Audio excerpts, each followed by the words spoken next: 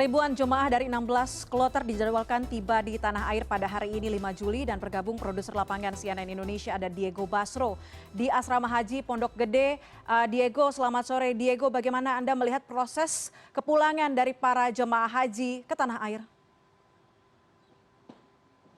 Ya, selamat sore Puspa. Betul sekali, fase kepulangan jemaah haji dari Tanah Suci Arab Saudi ke tanah air di Indonesia sudah dimulai semenjak kemarin, di mana sudah ada 7.131 jemaah haji yang tiba di tanah air di Indonesia, di Jakarta, untuk kembali ke keluarga mereka masing-masing setelah melaksanakan ibadah haji tahun 1444 Hijriah, di mana kemarin ada 18 kloter yang tiba di tanah air, di mana beberapa sebagian diantaranya dikumpulkan di asrama haji Pondok Gede ini, baru kemudian mereka dijemput oleh keluarga mereka masing-masing. Dan untuk hari ini ada sekitar 6.682 jemaah haji yang akan tiba di tanah air yang terbagi dari 16 kloter kelompok terbang, di mana berdasarkan informasi yang kami terima mereka akan dikumpulkan di asrama haji Pondok Gede ini pukul 10 malam waktu Indonesia Barat nanti. Dan mereka dijadwalkan tiba di Bandara Soekarno-Hatta pada sore hari ini, di mana mereka akan melewati serangkaian proses, diantaranya proses keimigrasian, lalu kemudian mereka akan diperiksa secara spesifik kondisi kesehatan para jemaah haji ini. Dan mereka kemudian harus mengisi kartu kondisi kesehatan jemaah, di mana kartu kondisi kesehatan jemaah ini akan berisi hal-hal yang perlu diceklis oleh para jemaah terkait dengan gejala-gejala atau kondisi kesehatan yang mereka alami. Karena ada dua penyakit yang betul-betul dimonitor secara khusus oleh kantor kesehatan pelabuhan Kemenkes di Bandara Soekarno-Hatta, yakni terkait dengan penyakit MERS dan juga COVID-19.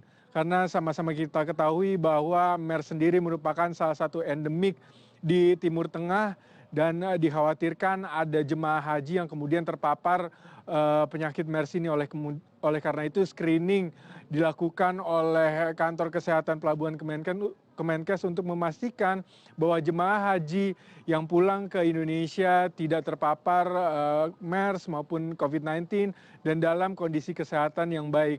Dan selain itu juga apabila kemudian para jemaah haji ini sudah dipulangkan ke rumah mereka masing-masing dan dalam rentang waktu 5 hari atau kurang dari seminggu mereka menunjukkan gejala panas atau demam, maka mereka harus melaporkan diri ke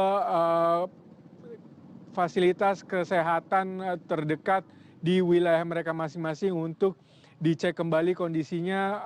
Apabila kemudian perlu, mereka diisolasi dan diberikan perawatan secara khusus.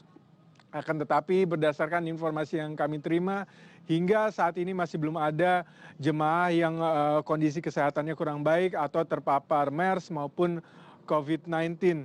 Dan kita masih menunggu datangnya 6.682 jemaah haji yang terdiri dari 16 kloter ini, kemudian dikumpulkan di asrama haji Pondok Gede ini, di mana mereka semua setelah melewati proses tersebut dikumpulkan di asrama haji Pondok Gede ini semata-mata untuk memudahkan koordinasi kepulangan mereka kembali ke keluarga mereka masing-masing.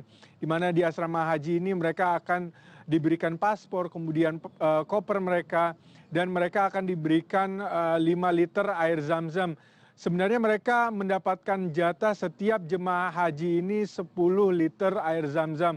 Akan tetapi 5 liternya dibagikan pada asrama haji ini, namun 5 liternya akan dibagikan kemudian menyusul melalui kantor wilayah Kementerian Agama di wilayah mereka masing-masing.